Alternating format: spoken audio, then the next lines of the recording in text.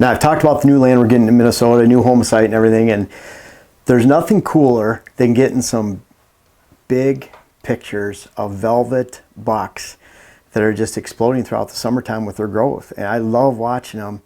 And I love driving around the fields, watching them, spotting scopes, binoculars. The only bad thing is, and I talk about this all the time, that summer bucks, wherever you find them, they're typically not there during the fall. And there's a big reason for that. The habitats that they need from summer to fall are the exact opposite. Just real quick, and we'll talk about, more importantly, how to keep these summer bucks on your land. But I want to talk about why they're even moving in the first place. First, summer bucks need summer food. It seems like the older a buck becomes, the more that buck gravitates to the best food source of the moment. And that particularly applies to the summer and the fall, both seasons. So if you have a great standing cornfield, if you have great food plots, and you give them the conditions they need for the fall and winter for that security, they're going to find it. And same with the summer. Mature bucks, it seems even more so, are willing to move. They will look for summer food, they look for summer cover, and that's where you'll find them. They need that cool overstory, they need the high overstory, the shade, the cool airflow, and they need that adjacent to big summer food sources. Well, guess what?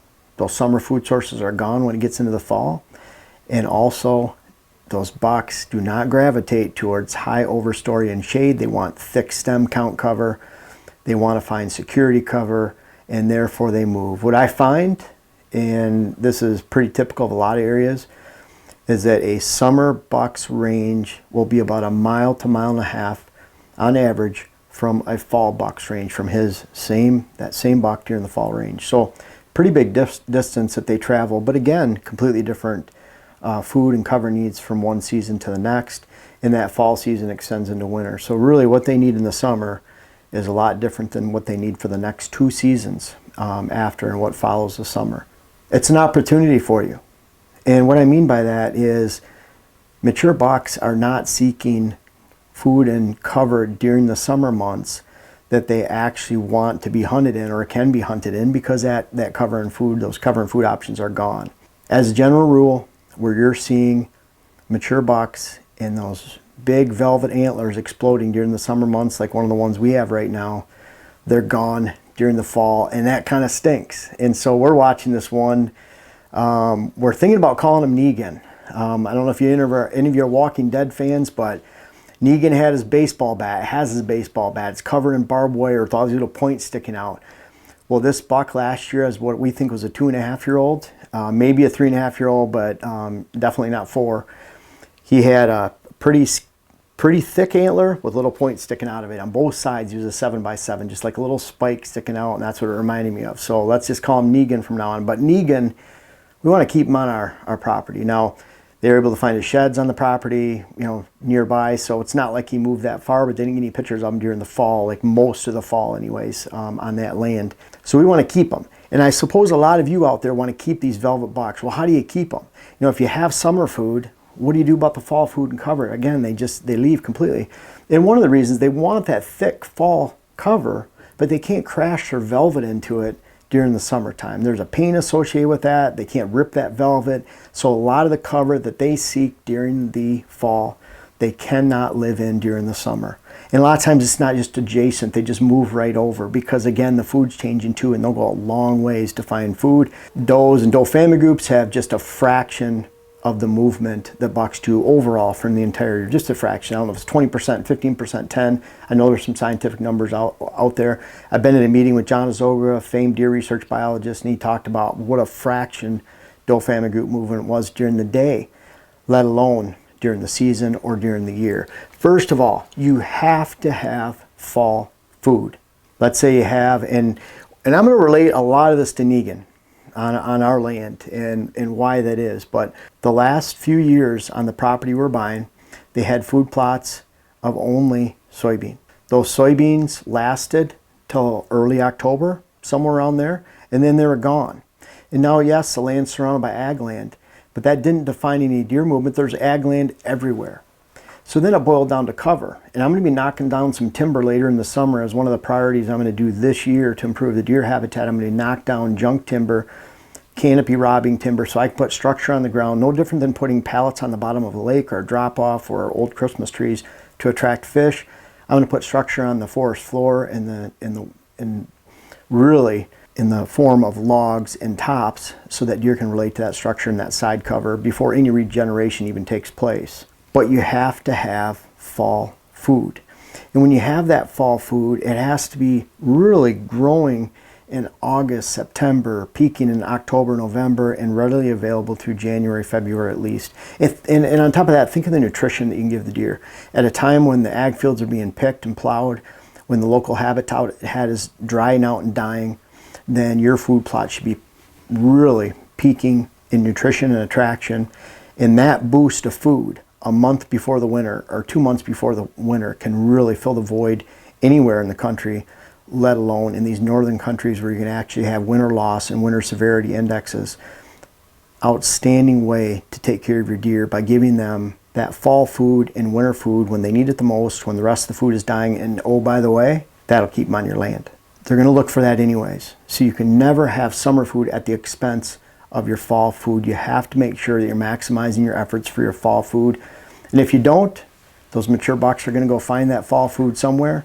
If you have it consistently from year to year, even if it's a little bit lower quality than something that might be peaking around you just for 1 year, they're going to stay on your land. I know that from experience, and that's why we shoot a lot of mature bucks on really tiny parcels.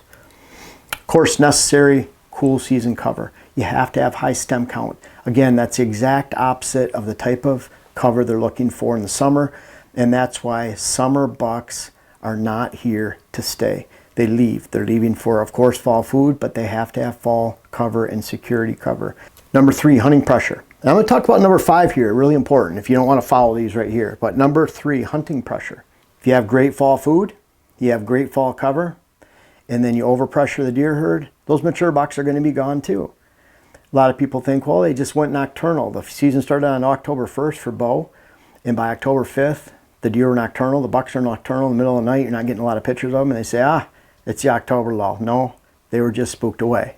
So, and it even makes it worse if you have great fall food and great fall cover, you attract a lot of deer and a lot of bucks, and you go out there and spook them, then you're educating the entire neighborhood, and you're not going to experience a great hunt, let alone be able to build a good herd. You know, I have a video come out about creating a quality deer herd, quality deer management. I'll talk about those biological basics of populations maintained in balance with habitat, adequate sex ratios, and appropriate buck age structure. So you have to have those 3 founding principles of QDM.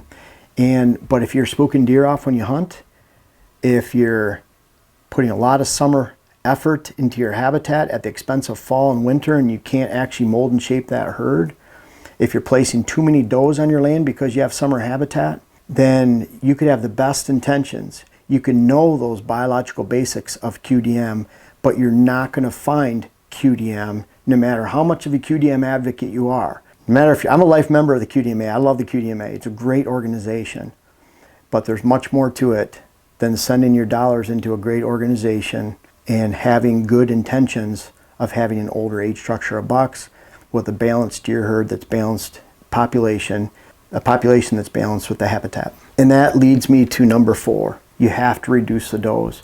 If your property is overrun with does, you might not see a lot of velvet-clad bachelor groups of bucks during the summer months anyways.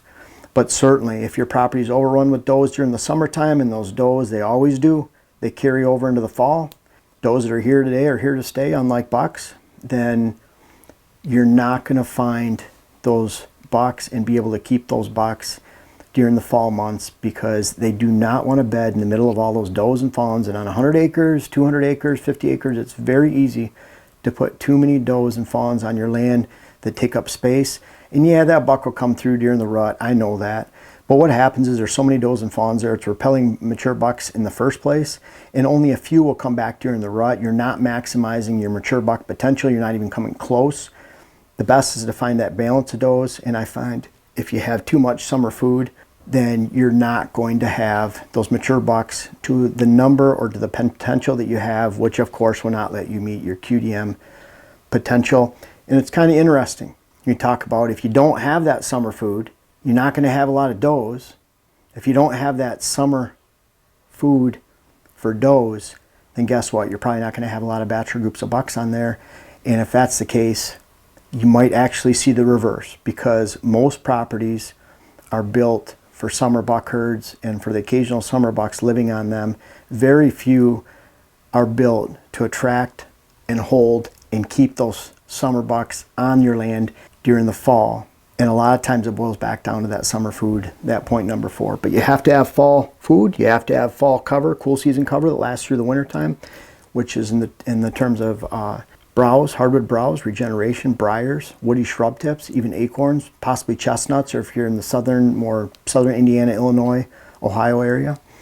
But you have to have that daytime browse, woody mast, hard mast, and you'll keep them. And you have to have that cool season food that's potentially not available during the summer.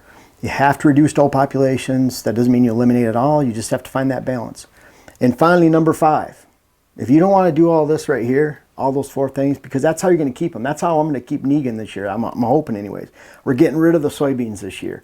I'm cutting down some timber. So I'm working on fall food and fall cover. We're going to limit the amount of hunting pressure on the land, which has been done in the past on that land. It wasn't overly hunted. But bottom line is we're making steps to keep Negan on our property. You probably have a Negan out there and you want to keep them. If you don't do these 4 things, you don't work on fall food, you don't work on cool season, you don't work on getting rid of the summer cover, the summer food, eliminating hunting pressure, getting rid of does, then guess what? Do this. It works every time. Build a fence. Just build a fence. Build a fence around the land. Keep the deer from jumping over the fence. You can keep that mature buck on your land. He's not going to go somewhere else. And folks, seriously, that's the only way you're going to do it. You have to get these 4 things to happen right here, or about the only thing you're left to do if you want to keep on your land is build a fence. Because there's really, tie him up, put him in a cage. There's other options, I suppose. But those 4 things, if you do that, you can work towards keeping those mature bucks on your land during the fall. You probably won't see them as much during the summer, which is okay, because where you're seeing summer bucks is likely not where you're going to see them during the fall.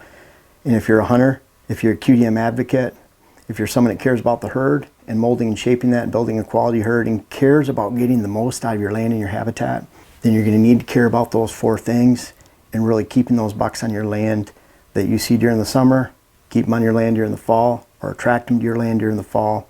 And you can build not only a great quality deer management herd, but a great hunt. And you cannot have one of those without the other. If you have a great hunt, you're going to have a great herd. If you have a great herd, you're going to have a great hunt. The 2 go together like peanut butter and jelly.